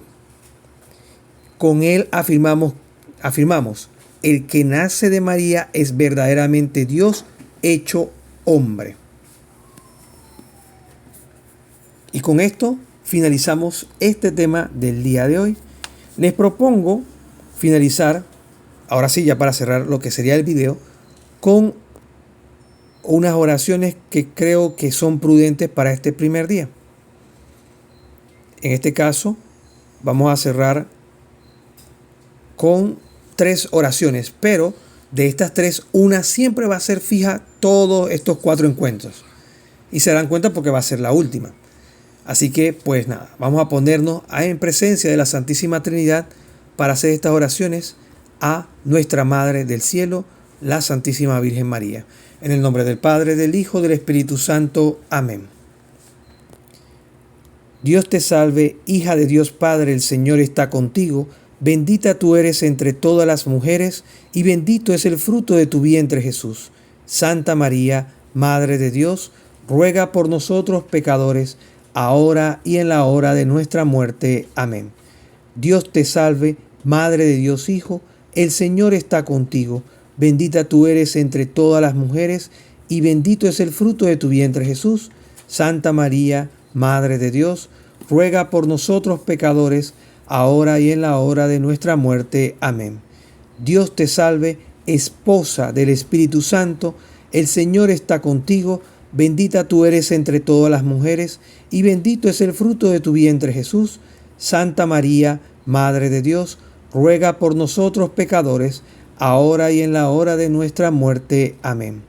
Dios te salve, templo y sagrario de la Santísima Trinidad, Virgen concebida sin mancha del pecado original, ruega por nosotros a la Santísima Trinidad, cuya hija, madre y esposa eres, para que nos guardes de todo mal y nos lleves a la vida eterna.